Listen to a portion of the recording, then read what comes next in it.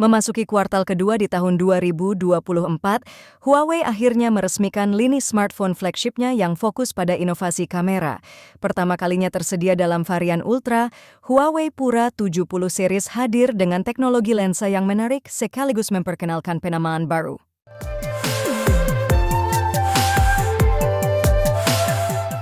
Sebelumnya, Huawei memang hanya menggunakan huruf P saja untuk hadirkan flagshipnya selain versi mate. Kehadiran Huawei Pura 70 series sendiri turut merayakan anniversary ke-12 setelah meluncurkan Ascend P1, Android terdahulu yang menandakan kehadiran smartphone khusus fotografi dari Huawei. Kali ini, Huawei hadirkan flagship dalam 4 varian, yakni Pura 70, Pura 70 Pro, Pura 70 Pro Plus, dan Huawei Pura 70 Ultra.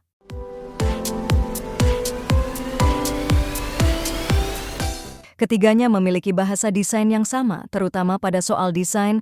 3 varian selain versi standar memiliki dimensi yang identik.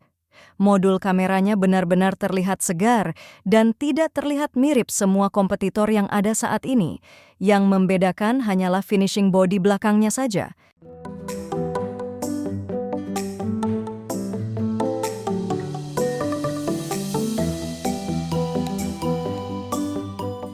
Langsung saja kita bahas jagoan dari flagship Huawei di tahun 2024, yakni Huawei Pura 70 Ultra.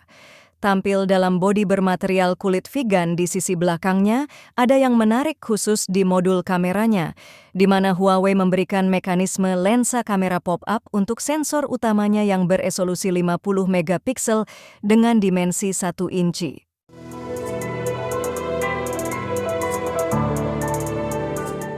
Lensa tersebut menggunakan struktur motor khusus, di mana Huawei sudah mengujinya untuk beroperasi setidaknya sampai 300.000 kali. Ketika diaktifkan, kamera utama Huawei Pura 70 Ultra bakal sedikit muncul, memberikan kemampuan variable aperture 1.4 sampai 4.0. Focal length yang cukup lebar di 22,5 mm, serta XD Motion Engine khusus untuk menangani objek yang bergerak cepat.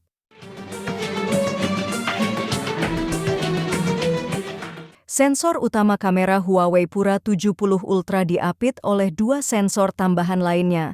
Salah satunya adalah Ultra Wide 40 megapiksel dengan sudut pandang 13 mm dan mendukung autofokus. Sementara sensor telefotonya 50 megapiksel, apertur 2.1, punya OIS dan dukungan 3,5 kali optical zoom, sekaligus mode telemakro 35 kali, yang bisa membuat fokus objek sedekat 5 cm saja.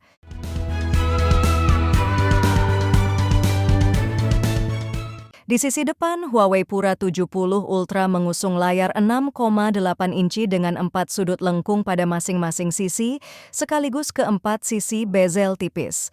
Jenis panel yang digunakan adalah LTPO OLED Full HD+, punya refresh rate 120 Hz, kecerahan maksimum 2500 nits, serta terlindung oleh Kunlun Glass. Lengkap dengan kamera 13 megapiksel di sisi atas.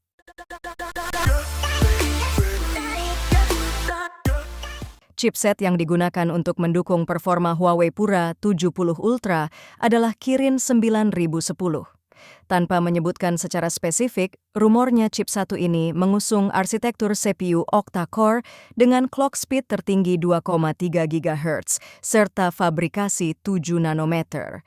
Punya baterai 5200 mAh yang mendukung fast charging 100 watt, wireless charging 80 watt, maupun reverse wireless charging 20 watt.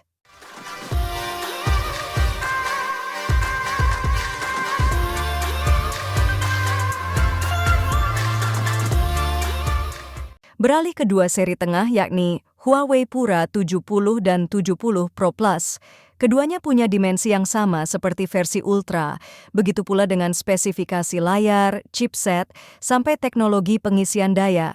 Hanya saja kapasitas baterainya sedikit mengecil di 5050 mAh dan mengusung setup kamera yang juga berbeda.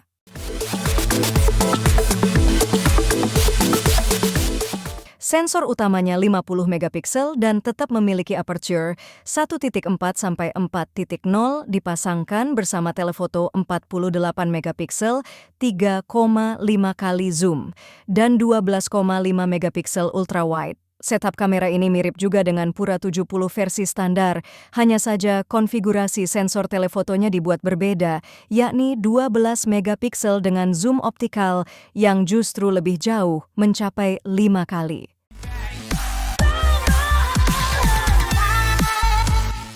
Versi standar dari Huawei Pura 70 juga menjadi opsi yang paling kecil, di mana dimensi layarnya dibuat 6,6 inci. Dengan begitu, kapasitas baterainya juga menurun menjadi 4.900 mAh dengan dukungan fast charging 66 Watt, wireless charging 50 Watt, dan reverse wireless charging 7,5 Watt. Keempat smartphone ini sama-sama menjalankan Harmony OS 4.2, namun hanya dua seri tertinggi yang mendukung komunikasi via satelit Beidou dan Tiantong.